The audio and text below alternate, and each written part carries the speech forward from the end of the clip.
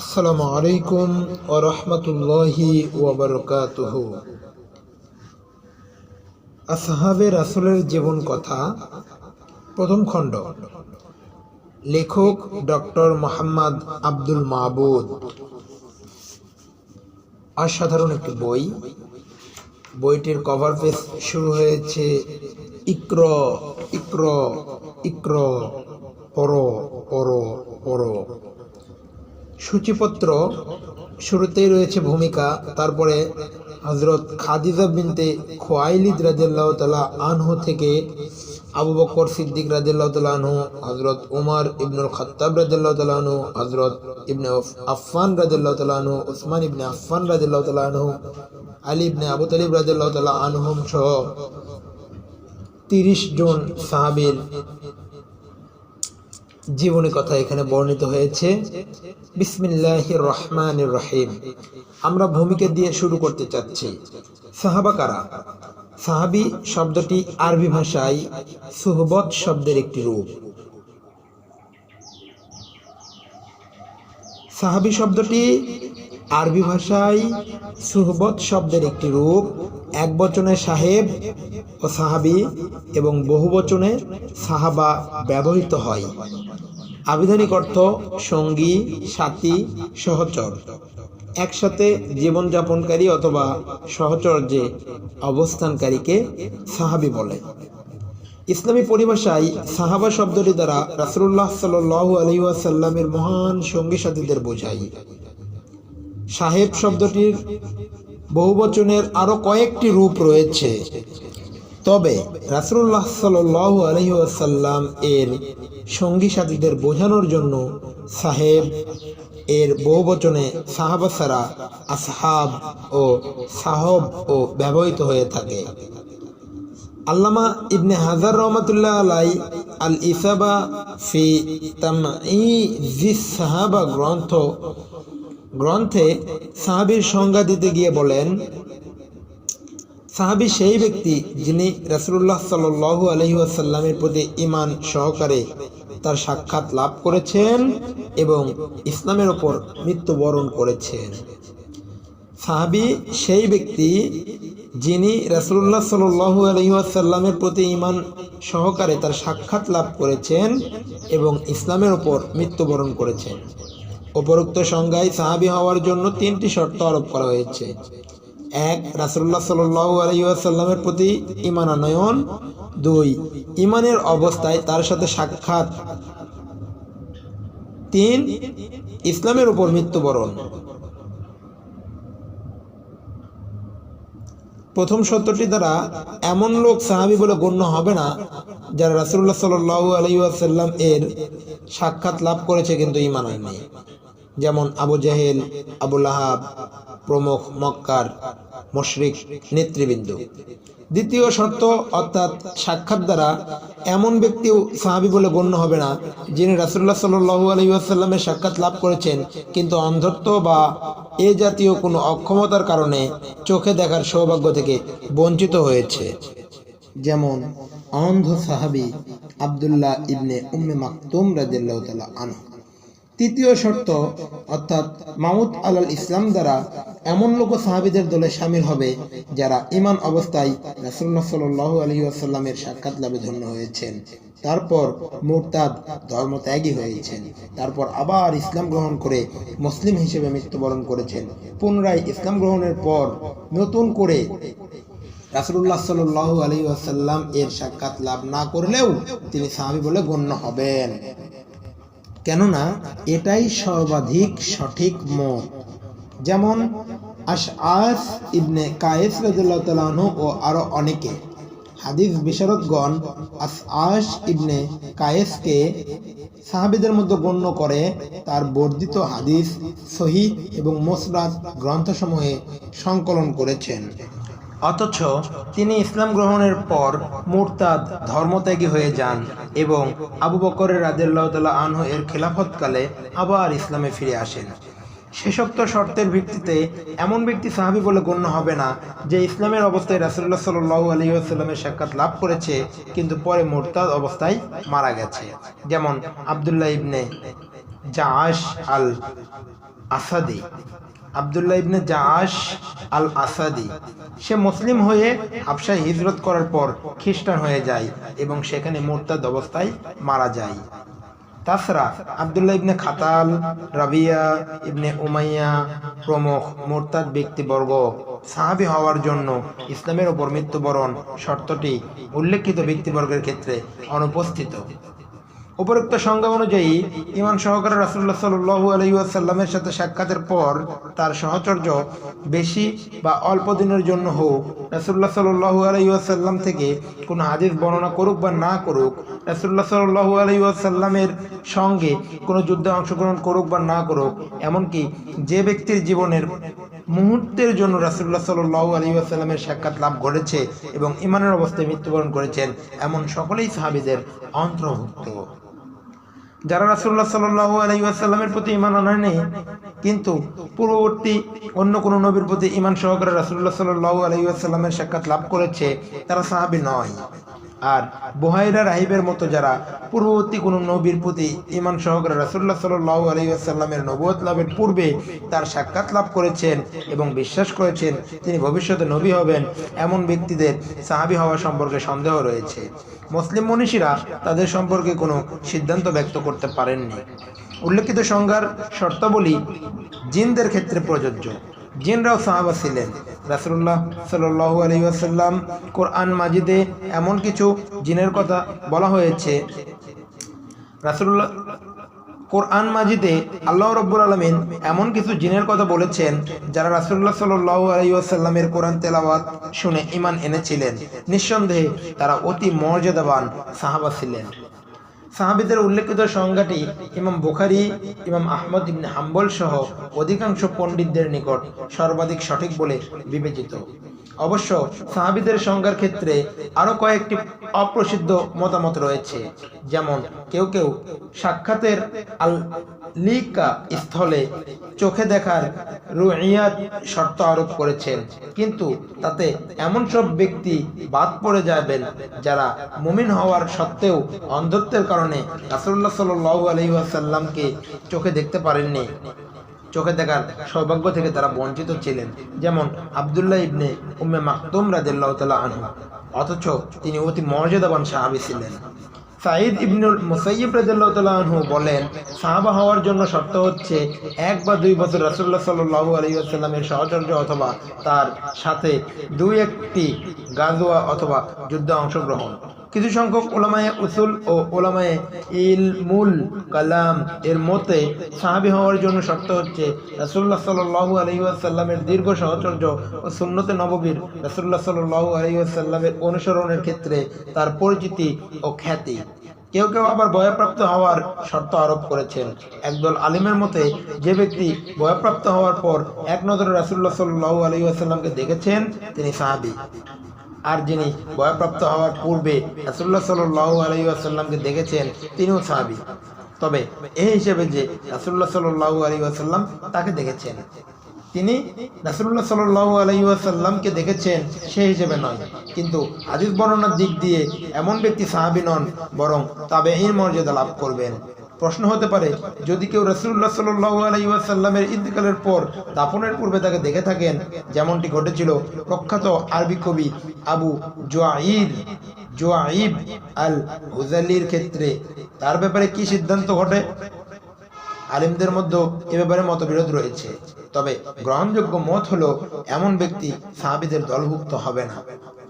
ইসলামী বিশেষজ্ঞগণ এ ব্যাপারে একমত যে রাসূলুল্লাহ সাল্লাল্লাহু আলাইহি ওয়াসাল্লামের সাহচর্য ও সুহবত এমন একটি মর্যাদা যার সমকক্ষ আর কোনো মর্যাদা মুসলিমদের জন্য নেই। সুহবতের মর্যাদা ছাড়া দ্বীনের ভিত্তিতে শক্তিশালী ও মজবুত করা, ইসলামের তাবলীগ ও শরীয়তের খিদমতের ক্ষেত্রে কঠোর শ্রমদান ও আত্মত্যাগের কারণে প্রতিটি মুসলিমের কাছে সাহাবায়ে কিরামের একটি পবিত্র ও উচ্চ মর্যাদা রয়েছে। এ কারণে কোনো কোনো আলেমের মতে সাহাবীদেরকে হেয় প্রতিপন্নকারী ব্যক্তি জিন্দিক, আবার কারো কারো মতে এটা একটি শাস্তিযোগ্য অপরাধ। কেননা সাহাবীদের মর্যাদা সাহাবীদের পরস্পরের মধ্যে মর্যাদা হিসেবে স্তরভেদ থাকতে পারে, কিন্তু পরবর্তী যুগের কোনো মুসলিম তিনি যদি বড় জ্ঞানী গুণী সাধক হোক না কেন, কেউই একজন সাধারণ সাহাবীর মর্যাদার লাভ করতে পারে না। এ ব্যাপারে কোরআন সুন্নাহ ও ইজমা একমত। এই সাহাবীরাই রাসূলুল্লাহ সাল্লাল্লাহু আলাইহি ওয়াসাল্লাম ও তার উম্মতের মধ্যে প্রথম মধ্যসূত্র। এই সাহাবীরাই আল্লাহর রাসূল হযরত মুহাম্মদ সাল্লাল্লাহু আলাইহি ওয়াসাল্লাম ও তাহার উম্মতদের মধ্যে প্রথম মধ্যসূত্র। পূর্ববর্তী উম্মত আল্লাহর কালাম, পবিত্র কোরআনের ব্যাখ্যা, আল্লাহর রাসূলের পরিচয়, তার শিক্ষা, আদর্শ, মোট কথা দিনের সবকিছু একমাত্র তাদের সূত্রে, তাদের মাধ্যমেই জানতে পেরেছে। সুতরাং এই প্রথম সূত্র অপেক্ষা করলে, বাদ দিলে অথবা তাদের প্রতি অবিশ্বাস সৃষ্টি হলে দিনের মূল ভিত্তি ধসে পড়ে যায়। কোরআন ও হাদিসের প্রতি অবিশ্বাস দানা বেঁধে ওঠে। হাফেজ ইবনে আব্দুল বার সাহাবীদের মর্যাদা বর্ণনা প্রসঙ্গে বলেন, রাসূলুল্লাহ সাল্লাল্লাহু আলাইহি ওয়াসাল্লামের সুহবত ও তার সুন্নতের হিফাজত এবং ইশাআতের দুর্লভ মর্যাদা আল্লাহ তাআলা ওইসব মহান ব্যক্তিদের ভাগ্য লিখে রেখেছিলেন। এ কারণেই তারা খায়রুল কুরুন বা খায়রুল উম্মাতিন এ মর্যাদার অধিকারী হয়েছেন, অর্থাৎ তাদের যুগ সর্বোত্তম যুগ এবং তারা সর্বোত্তম উম্মত।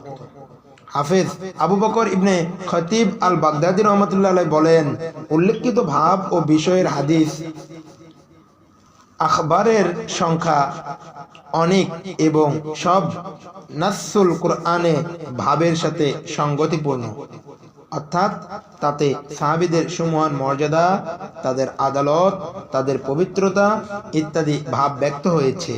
আল্লাহ ও তার রাসূল কর্তৃক তাদের আদালতের ঘোষণা দানের পর পৃথিবীর আর কোনো মানুষের সনদের মুখাপেক্ষী তারা নন। আল্লাহ ও তার রাসূল সাল্লাল্লাহু আলাইহি ওয়াসাল্লাম তাদের সম্পর্কে কোনো ঘোষণা না দিলে তাদের হিজরত, তাদের জিহাদ, সাহায্য, আল্লাহর রাস্তায় ধন সম্পদ ব্যয়, পিতা ও সন্তানের হত্যা এবং দ্বীনের ব্যাপারে উপদেশ দান, ঈমান ও ইয়াকিনের দৃঢ়তা ইত্যাদি কর্মকাণ্ড এ কথা প্রমাণ করত যে আদালত, বিশ্বাস, পবিত্রতা ইত্যাদির ক্ষেত্রে কিয়ামত পর্যন্ত পৃথিবীতে যত ন্যায়পরায়ণ ও পবিত্র ব্যক্তি জন্মগ্রহণ করুক না কেন, তারা সকলেই থেকে তাদের উত্তম, তাদের সকলের থেকে সাহাবীরা উত্তম। কোন সাহাবীর জীবন দশায় রাসূলুল্লাহ হযরত মুহাম্মদ সাল্লাল্লাহু আলাইহি ওয়াসাল্লাম তাদেরকে জান্নাতের সুসংবাদ দিয়েছেন। তবে মুসলিম মনীষীদের অনেক সাহাবীদের সকলেই জান্নাতি বলে অভিমত ব্যক্ত করেছেন। ইবনে হাজার আল ইসবা গ্রন্থে স্পেনের ইমাম হাজামের মন্তব্য উদ্ধৃত করেছেন। তিনি বলেন, সাহাবীদের সকলেই নিশ্চিতভাবে জান্নাতি। সুবহানাল্লাহ। রাসূলুল্লাহ সাল্লাল্লাহু আলাইহি ওয়াসাল্লাম তার সাহাবীদের গালি দেওয়া বা হেয় প্রতিপন্ন করার উদ্দেশ্যে সমালোচনা করতে নিষেধ করেছেন। তিনি বলেছেন, আল্লাহ আল্লাহ, আমার পরে তোমরা তাদের সমালোচনার লক্ষ্যে পরিণত করো না। তাদেরকে যারা ভালোবাসে আমার মহব্বতের খাতিরেই তারা ভালোবাসে, আর যারা তাদেরকে হিংসা করে আমার প্রতি হিংসার কারণেই তারা হিংসা করে। সাহাবী চিনবার উপায় প্রশ্ন হতে পারে, কে সাহাবী নন, তা কিভাবে নির্ণয় করা হবে? রিজাল ও হাদিস শাস্ত্র বিশারদগণ এই ব্যাপারে কতিপয় মূলনীতির অনুসরণ করেছেন। প্রথমত, খবরে তাও আতুর, অর্থাৎ একজন মানুষ সম্পর্কে যখন প্রতিটি যুগের অসংখ্য মানুষ বর্ণনা বা সাক্ষ্য দেবে যে তিনি সাহাবী ছিলেন। দ্বিতীয়ত, খবরে মাশহুর, অর্থাৎ প্রতিটি যুগের প্রচুর সংখ্যক মানুষ সাক্ষ্য দিবে যে অমুক সাহাবী। তৃতীয়ত, কোনো একজন সাহাবীর বর্ণনা বা সাক্ষ্যের ভিত্তিতে। চতুর্থত, কোনো একজন প্রখ্যাত তাবেঈর বর্ণনা বা সাক্ষ্যের ভিত্তিতে। পঞ্চমত, কেউ নিজেই যদি দাবি করে আমি সাহাবী, সেক্ষেত্রে দুটো বৈশিষ্ট্য তার মধ্যে আছে কিনা তা দেখতে হবে। আদালত বা ন্যায়নিষ্ঠতা এটি সাহাবীদের বিশেষ বৈশিষ্ট্য এবং সাহাবিয়াতের দাবিদার ব্যক্তির মধ্যে এই গুণটি অবশ্যই থাকতে হবে। মুআসসিরাত বা সমসাময়িকতা। সাহাবীদের যুগ শেষ হয়েছে হিজরি 110 সনে।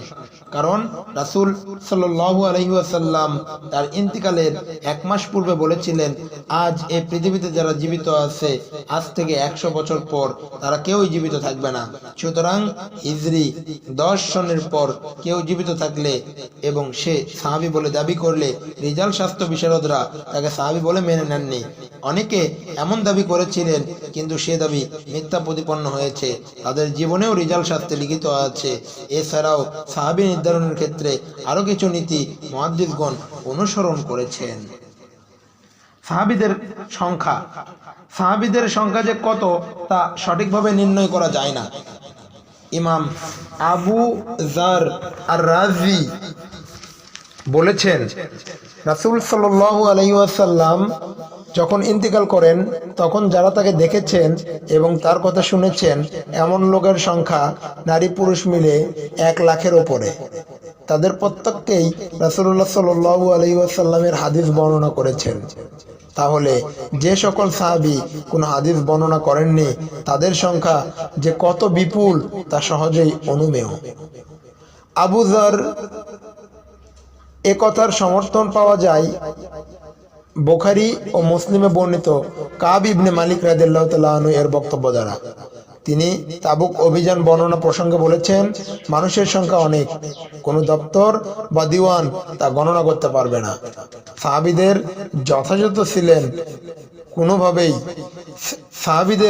যথাযথ হিসেব কোনোভাবেই দেয়া সম্ভব নয়।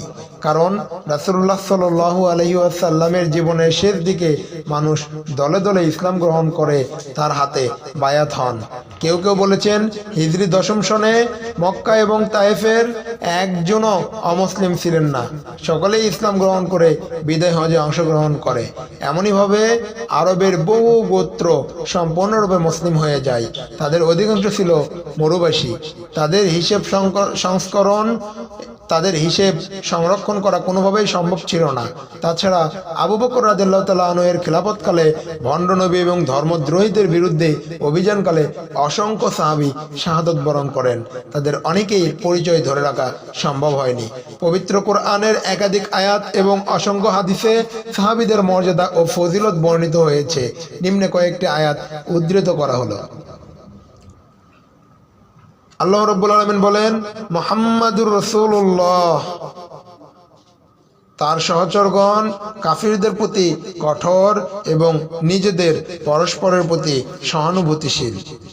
আল্লাহর অনুগ্রহ ও সন্তুষ্টি কামনায় তিনি তাদেরকে রুকু ও সিজদায় অবনত দেখবে। তুমি তাদেরকে রুকু সিজদায় অবনত দেখবে। তাদের মুখমণ্ডলে সিজদার চিহ্ন থাকবে। তাওরাতে তাদের বর্ণনা এই রূপ এবং ইনজিলেও। সূরা আল ফাতহ এর 29 নম্বর আয়াতে আল্লাহ রাব্বুল আলামিন বলেন, মুহাম্মদ আল্লাহর রাসূল, তার সহচরগণ কাফিরদের প্রতি কঠোর এবং নিজেদের পরস্পরের প্রতি সহানুভূতিশীল। আল্লাহর অনুগ্রহ ও সন্তুষ্টি কামনায় তুমি তাদেরকে রুকু ও সিজদায় অবনত দেখবে। তাদের মুখমণ্ডলে সিজদার চিহ্ন থাকবে এবং তাওরাতে তাদের বর্ণনা এইরূপ এবং ইনজিলেও। আল্লাহ রাব্বুল আলামিন সূরা তাওবার 100 নম্বর আয়াতে বলেন, মুহাজির ও আনসারদের মধ্যে যারা প্রথম অগ্রগামী এবং যারা নিষ্ঠার সাথে তাদের অনুসরণ করে, আল্লাহ তাদের প্রতি প্রসন্ন এবং তারাও তার প্রতি সন্তুষ্ট। তিনি তাদের জন্য প্রস্তুত করে রেখেছেন জান্নাত, যার নিম্নদেশে নদী প্রবাহিত, যেখানে তারা চিরস্থায়ী হবে। এটা মহা কামিয়াবি। আল্লাহ রাব্বুল আলামিন সূরা হাশরের 8 ও 9 নম্বর আয়াতে বলেন, এ সম্পদ অভাবগ্রস্ত মুহাজিরদের জন্য যারা নিজেদের ঘরবাড়ি ও সম্পত্তি হতে উৎখাত হয়েছে। তারা আল্লাহর অনুগ্রহ ও সন্তুষ্টি কামনা করে এবং আল্লাহ ও তার রাসূলের সাহায্য করে। তারাই তো সত্যাশ্রয়ী।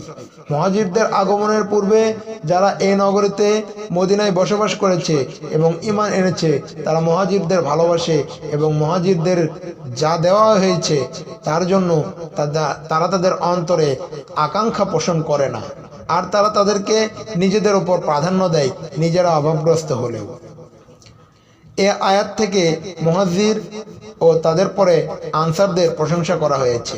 এমনইভাবে সূরা আল ফাতাহা এর 18 নম্বর আয়াতে, সূরা আল ওয়াকিয়া এর 10 নম্বর আয়াতে, সূরা আল আনফাল এর 64 নম্বর আয়াত সহ বিভিন্ন আয়াতে কোথাও প্রত্যক্ষ আবার কোথাও পরোক্ষভাবে সাহাবা কিরামের প্রশংসা করা হয়েছে। অনুরূপভাবে রাসূলুল্লাহ হযরত মুহাম্মদ সাল্লাল্লাহু আলাইহি ওয়াসাল্লাম নিজেও তার সাহাবীদের শানে বক্তব্য রেখেছেন। তাদের সম্মান, মর্যাদা ও স্থান নির্ধারণ করে ভূয়সী প্রশংসা করেছেন। যেমন আব্দুল্লাহ ইবনে মাসউদ রাদিয়াল্লাহু তাআলা আনহু থেকে বর্ণিত, রাসূলুল্লাহ সাল্লাল্লাহু আলাইহি ওয়াসাল্লাম বলেছেন, আমার উম্মতের মধ্যে সর্বোত্তম লোক হচ্ছে আমার যুগের লোকেরা, তারপর তার পরের যুগের লোকেরা, তারপর তার পরের যুগের লোকেরা, তারপর এমন একদল লোকের আবির্ভাব হবে যাদের কসম হবে তাদের সাক্ষ্যের অগ্রগামী। তাদের কাছে সাক্ষী চাওয়ার আগেই তারা সাক্ষ্য দিবে, তোমরা আমার সাহাবীদের গালি দেবে না। কসম সেই সত্তার যার হাতে আমার জীবন, তোমরা আমার সাহাবীদের গালি দিবে না। কসম সেই সত্তার যার হাতে আমার জীবন, তোমাদের কেউ যদি উহুদ পরিমাণ সোনাও ব্যয় করে তবুও তাদের যে কোনো একজনের মুদ বা তার অর্ধেক পরিমাণ জবের সমতুল্য হবে না। সুবহানাল্লাহ। রাসূলুল্লাহ সাল্লাল্লাহু আলাইহি ওয়াসাল্লাম থেকে হযরত ইবনে আব্বাস রাদিয়াল্লাহু তাআলা আনহু বর্ণনা করেছেন, তোমাদেরকে আল্লাহর কিতাবের যা কিছু দেওয়া হয়েছে তার উপর আমল করতে হবে। তা তরক করা সম্পর্কে তোমাদের কারো কোনো ওজর আপত্তি গ্রহণযোগ্য হবে না। যদি আল্লাহর কিতাবের কোনো সিদ্ধান্ত না পাওয়া যায় তাহলে আমার সুন্নতের খোঁজ করতে থাকো। যদি তাতেও না পাওয়া যায় তাহলে আমার সাহাবীদের কথাই তালাশ করতে থাকো। আমার সাহাবীরা আকাশের তারকা সদৃশ। তারা কোনো একটিকে তোমরা গ্রহণ করলে সঠিক পথ পেয়ে যাবে, তাদের কোনো একটিকে তোমরা গ্রহণ করলে সঠিক পথ পেয়ে যাবে। আর আমার সাহাবীদের পারস্পরিক ইখতিলাফ বা মতপার্থক্য তোমাদের জন্য রহমত স্বরূপ। সাঈদ ইবনুল মুসাইয়িব রাদিয়াল্লাহু তাআলা আনহু হযরত ইবনুল খাত্তাব রাদিয়াল্লাহু তাআলা আনহু থেকে বর্ণনা করেছেন, রাসূলুল্লাহ সাল্লাল্লাহু আলাইহি ওয়াসাল্লাম বলেছেন, আমার পরে আমার সাহাবীদের পারস্পরিক মতানৈক্য সম্পর্কে আমার রব প্রভুকে জিজ্ঞেস করলাম। আল্লাহ তাআলার কাছে আল্লাহ আমার কাছে ওহী পাঠালেন, হে মুহাম্মদ, তোমার সাহাবীরা আমার কাছে আকাশের তারকা সদৃশ। তারকার মতো তারাও একটি থেকে অন্যটি উজ্জ্বলতর।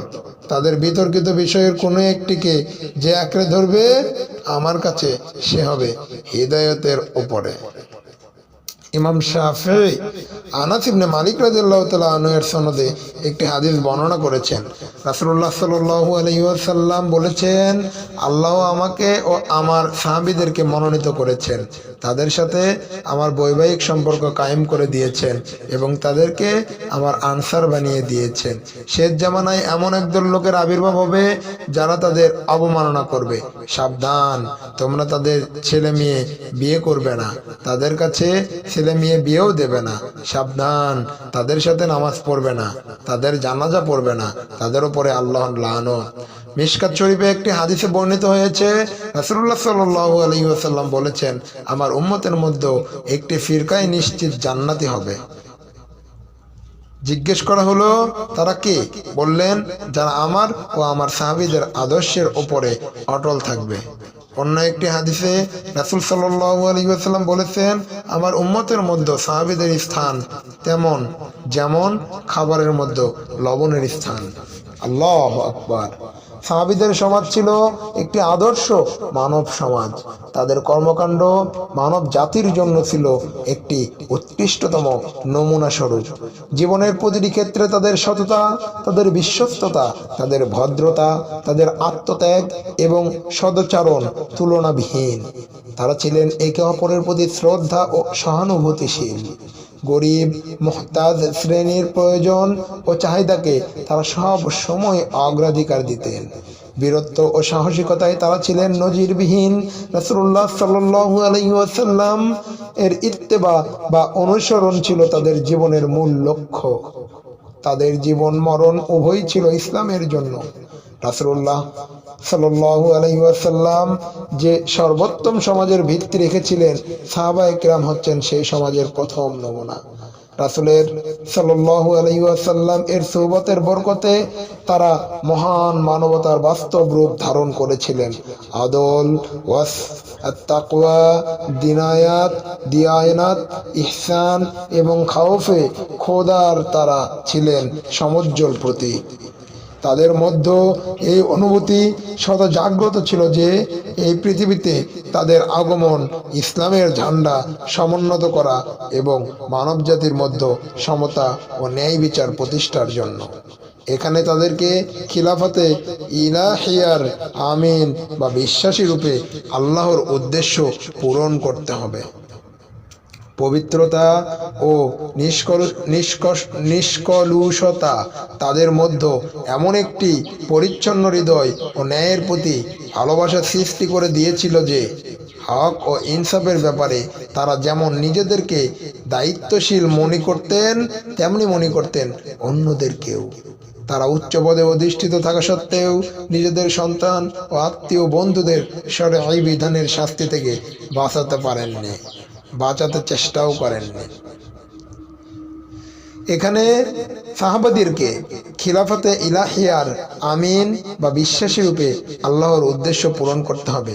এখানে প্রতিটি আত্মসমর্পণকারী মুসলিমকে, প্রতিটি জাগ্রত, সজাগ, সুচিন্তাশীল নাগরিক, প্রতিটি মুসলিমকে, প্রতিটি বিশ্বাসীকে খিলাফতে ইলাহিয়ার আমিন বা বিশ্বাসী রূপে আল্লাহর উদ্দেশ্য পূরণ করতে হবে। সাহাবাদের পবিত্রতা ও নিষ্কলুষতা তাদের মধ্যে এমন পরিচ্ছন্ন হৃদয় ও ন্যায়ের প্রতি ভালোবাসা সৃষ্টি করে দিয়েছিল যে হক ও ইনসাফের ব্যাপারে তারা যেমন নিজেদেরকে দায়িত্বশীল মনে করতেন, তেমন অন্যদেরও মনে করতেন। তারা উচ্চ পদে অধিষ্ঠিত থাকা সত্ত্বেও তাদের নিজেদের সন্তানদের, আত্মীয় বন্ধুদের শরঈ বিধানের শাস্তি থেকে বাঁচাতে চেষ্টা করেননি। মোট কথা, ঈমান ও বিশ্বাস তাদের সামগ্রিক যোগ্যতাকে আলোকিত করে দিয়েছিল। তারা খুব অল্প সময়ে বিশ্বের সর্বাধিক অংশ প্রভাবিত করেছিলেন।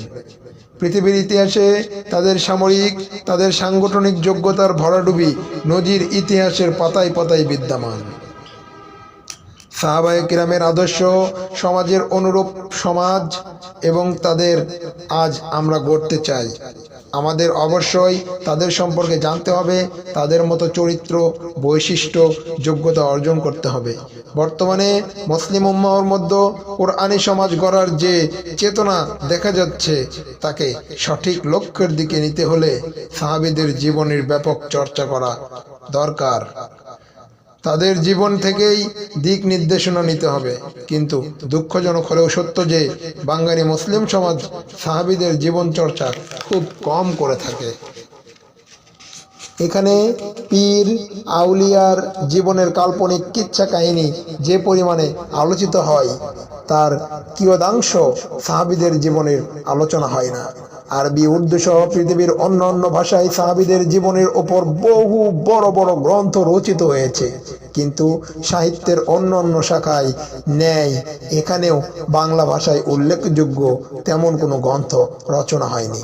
মাসিক পৃথিবীর সম্পাদক এবং বাংলাদেশ ইসলামিক সেন্টারের পরিচালক অধ্যাপক AKM নজির আহমদ তার পত্রিকার মাধ্যমে সাহাবীদের জীবনের কিছু কথা পাঠকদের কাছে তুলে ধরার ইচ্ছা প্রকাশ করেন। মূলত তার উৎসাহে আমি ধারাবাহিকভাবে পৃথিবীর পাতায় লিখতে থাকি। পৃথিবীর পাতায় লেখাগুলি আসহাবে রাসূলের জীবন কথা নামে এই বই আকারে প্রকাশিত হচ্ছে। ধারাবাহিকভাবে লেখা ও বই আকারে প্রকাশের ব্যাপারে অধ্যাপক নজির আহমদ উৎসাহ ও ভূমিকা না থাকলে হয়তো আমি কখনো লিখতে পারতাম না, এই বই প্রকাশ করতে পারতাম না। দোয়া করি আল্লাহ তাআলা তাকে এবং আমাদের সবাইকে উত্তম জাযায়ে খায়ের দান করুন। এই বইতে ইনশাআল্লাহ 30 জন সাহাবীর জীবন কথা আছে। আগামী পর্বে ইনশাআল্লাহ আমরা হযরত খাদিজা বিনতে খুয়াইলিদ রাদিয়াল্লাহু তাআলা আনহু এর জীবন কাহিনী সম্পর্কে জানবো। আমা তাওফিকি ইল্লা বিল্লাহ, ইনশাআল্লাহ। আমরা যে ভূমিকা পড়লাম আসহাবে রাসূলের জীবন কথা প্রথম খণ্ড বই থেকে, এর মধ্যে যা কিছু ভুল ভ্রান্তি হয়েছে আল্লাহ রাব্বুল আলামিন আমাদেরকে ক্ষমা করুন, আমাদেরকে মাফ করুন এবং আমাদেরকে আসহাবে রাসূলের প্রতিটি জীবন সাথীকে, তার সঙ্গীদেরকে জানার এবং তাদের আমলগুলো নিজেদের জীবনে আমল করার তৌফিক দিন। আল্লাহুম্মা আমিন। সুবহানাকা আল্লাহুম্মা রব্বানা ওয়া বিহামদিকা আশহাদু আন লা ইলাহা ইল্লা আনতা আস্তাগফিরুকা ওয়া আতুবু